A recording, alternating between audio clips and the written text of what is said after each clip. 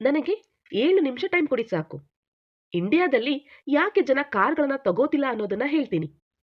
ಇದೇ ರೀತಿ ಜನ ಏನಾದ್ರೂ ಇನ್ನು 3 ತಿಂಗಳು ಕಾರ್ಗಳನ್ನ ತಗೊಳ್ಳದೇ ಇದ್ರೆ, ಕಾರ್ ಕಂಪನಿಗಳು ಅದರ ಬೆಲೆನ 30ರಿಂದ 40ರಷ್ಟು ತನಕ ಕಮ್ಮಿ ಮಾಡಬಹುದು. ಯಾಕೆ ಅಂತ ಪೂರ್ತಿ ವಿಡಿಯೋ ನೋಡಿ ನಿಮಗೆ ಗೊತ್ತಾಗುತ್ತೆ. ಹಾಗಾದ್ರೆ ಬನ್ನಿ ವಿಡಿಯೋನ ಶುರು ಮಾಡೋಣ. ಮೊದಲು ಕಾರು ಕಂಪನಿಗಳು ಯಾಕೆ ಡಿಸ್ಕೌಂಟ್ ಕೊಡ್ತಾ ಇದ್ದಾರೆ ಅಂತ ನೋಡಿದ್ರೆ ವಿಷಯ ತುಂಬಾ ಇಂಟ್ರೆಸ್ಟಿಂಗ್ ಆಗಿದೆ. ನಮ್ಮ ದೇಶದಲ್ಲಿ ಅತಿ ಹೆಚ್ಚು ಕಾರು ಮಾರಾಟ ಆಗೋದು ಯಾವಾಗ ಅಂದ್ರೆ ಅದು ನವೆಂಬರ್ ತಿಂಗಳಲ್ಲಿ. ಯಾಕಂದ್ರೆ ಜನ ದೀಪಾವಳಿ ಹಬ್ಬದ ಸಮಯದಲ್ಲಿ ಕಾರುಗಳನ್ನ ಜಾಸ್ತಿ ತಗೋತಾರೆ. ಆದ್ರೆ ಈ ವರ್ಷ ನವೆಂಬರ್ನಲ್ಲಿ ಅತಿ ಕಡಿಮೆ ಕಾರುಗಳು ಮಾರಾಟ ಆಗಿದೆ. 2023ರ ನವೆಂಬರ್ನಲ್ಲಿ 3,60,431 ಕಾರುಗಳು ಮಾರಾಟ ಆದ್ರೆ ಈ ವರ್ಷ ನವೆಂಬರ್ನಲ್ಲಿ 3,21,943 ಕಾರುಗಳು ಮಾರಾಟ ಆಗಿದೆ. ಅಂದ್ರೆ ಕಳೆದ ವರ್ಷಕ್ಕಿಂತ 14ರಷ್ಟು ಕಮ್ಮಿ ಕಾರುಗಳು ಈ ವರ್ಷ ಮಾರಾಟ ಆಗಿದೆ. ಬರೀ ನವೆಂಬರ್ ಅಷ್ಟೇ ಅಲ್ಲ, ಆಗಸ್ಟ್, ಸೆಪ್ಟೆಂಬರ್, ಅಕ್ಟೋಬರ್ನಲ್ಲೂ ಕೂಡ ಕಡಿಮೆ ಕಾರುಗಳು ಸೇಲ್ ಆಗಿದೆ. ಇದರಿಂದ ದೇಶಾದ್ಯಂತ ಡೀಲರ್ಗಳ ಬಳಿ 7,30,000 ಕಾರುಗಳು ಧೂಳು ಹಿಡಿತ ಗೋಡೌನ್ನಲ್ಲಿ ಬಿದ್ದಿದೆ. ಇದರ ಬೆಲೆ ಎಷ್ಟು ಗೊತ್ತಾ? 73,000 ಕೋಟಿಗಳು.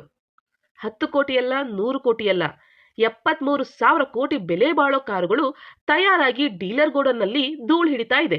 ಡೀಲರ್ಗಳ ಹತ್ರ ಉಳಿದಿರೋ ಕಾರ್ಗಳ ಇನ್ವೆಂಟರಿ ಡೇಸ್ 65ಕ್ಕೆ ಏರಿದೆ. ಇದು ಇತ್ತೀಚಿನ ವರ್ಷದಲ್ಲಿ ಆಲ್ ಟೈಮ್ ಹೈ ಅಂತಾನೆ ಹೇಳಬಹುದು.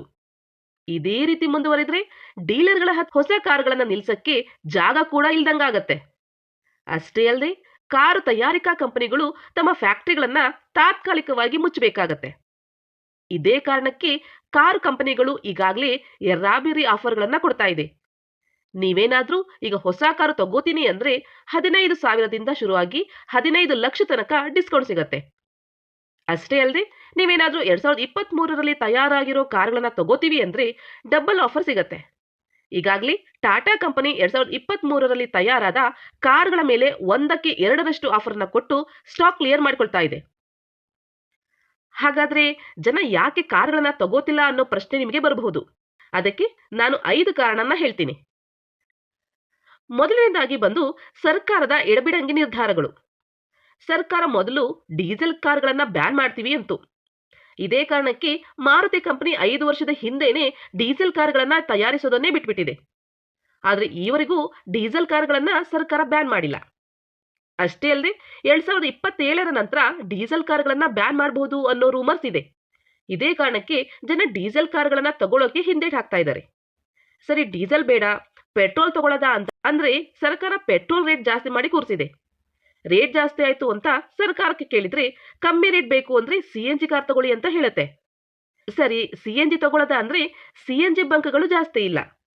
ಇದೇ ಕಾರಣಕ್ಕೆ ಯಾವುದರ ಸಹವಾಸ ಬೇಡ ಅಂತ ಜನ ಪೆಟ್ರೋಲ್, ಡೀಸೆಲ್ ಕಾರ್ಗಳನ್ನ ತಗೊಳ್ತಿಲ್ಲ. ಆಮೇಲೆ ಸರ್ಕಾರ ಬಂದು ಎಲೆಕ್ಟ್ರಿಕ್ ಕಾರ್ಗಳನ್ನ ತಗೊಳ್ಳಿ, ನಾವು 1.5 ಲಕ್ಷ ಸಬ್ಸಿಡಿ ಕೊಡ್ತೀವಿ ಅಂತು. ಆಮೇಲೆ ಒಂದು ದಿನ ದಿಢೀರ್ ಅಂತ ಬಂದು ಇನ್ಮೇಲೆ ಸಬ್ಸಿಡಿ ಕೊಡಲ್ಲ ಅಂತ ಹೇಳ್ತು. ಇದೇ ಕಾರಣಕ್ಕೆ ಜನ ಕಾರ್ಗಳನ್ನ ತಗೊಳ್ಳೋಕೆ ಹಿಂದೆ ಮುಂದೆ ನೋಡ್ತಾ ಇದ್ದಾರೆ.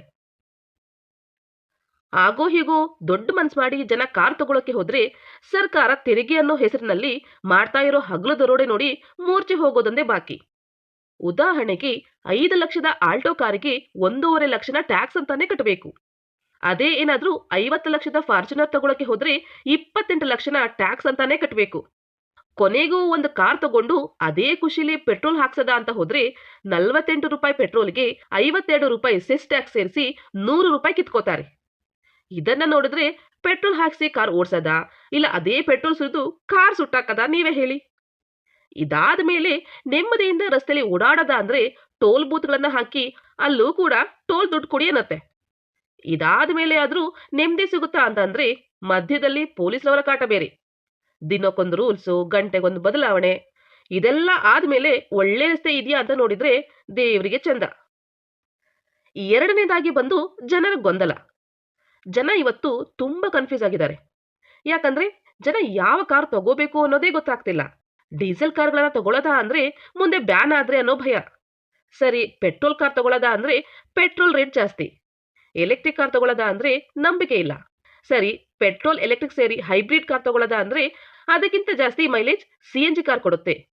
ಸರಿ, CNG ಕಾರ್ ತಗೊಳ್ಳೋದಾ ಅಂತ ಅಂದ್ರೆ CNG ಬಂಕ್ಗಳಿಲ್ಲ. ಇದರಿಂದ ಜನ ಯಾವ ತರದ ಕಾರ್ ತಗೊಳ್ಳೋದು ಅನ್ನೋ ಕನ್ಫ್ಯೂಸ್ ನಲ್ಲಿ ಇದ್ದಾರೆ. ಮೂರನೇದಾಗಿ ಬಂದು ಓವರ್ ಕಾಂಪಿಟೇಷನ್. ಮುಂಚೆ ಜನ ಕಾರು ಅಂದ್ರೆ ಮಾರುತಿ ಅಂತಿದ್ರು, ಆದ್ರೆ ಈಗ ನೋಡಿದ್ರೆ 100 ಕಂಪನಿ ಇದೆ. 50,000 ಹಳೆ ಮಾರುತಿ 800 ಇಂದ 50 ಕೋಟಿ ಬೆಲೆ ಬಾಳೋ ಲ್ಯಾಂಬೋರ್ಗಿನಿ ಕಾರ್ ತನಕ ಸಿಗತ್ತೆ. ಆದ್ರೆ ನೀವು ಟ್ಯಾಕ್ಸ್ ಕಟ್ಟೋಕೆ ರೆಡಿ ಇರಬೇಕು ಅಷ್ಟೇ. ಈಗಂತೂ ದಿನಕ್ಕೊಂದು ಮಾಡೆಲ್ಗಳು ಬಿಡುಗಡೆ ಆಗ್ತಾ ಇದೆ. ಹೋದ ತಿಂಗಳ ತನಕ ಟಾಟಾ ಕಾರು ಸೂಪರ್ ಅಂತಿದ್ದ ಜನ ಈ ತಿಂಗಳು ಆಗ್ಲೇ ಮಹೇಂದ್ರ B6e ಸೂಪರ್ ಅನ್ನೋಕೆ ಶುರು ಮಾಡಿದ್ದಾರೆ. ಇನ್ನೊಂದು 3 ತಿಂಗಳು ಕಳೆದ್ರೆ ಮಾರುತಿ ಕಂಪನಿಯವರು ಕೂಡ ಹೊಸ ಮಾಡೆಲ್ಗಳನ್ನ ಬಿಡ್ತಿದ್ದಾರೆ. ಇದರ ನಡುವೆ ನಂದೆಲ್ ಇಡ್ಲಿ ನಂದಗೋಪಾಲ್ ತರ ಚೈನಾ ಕಂಪನಿಗಳು ಕೂಡ ಭಾರತಕ್ಕೆ ಲಗ್ಗೆ ಇಡಕ್ಕೆ ತಯಾರಾಗಿದೆ.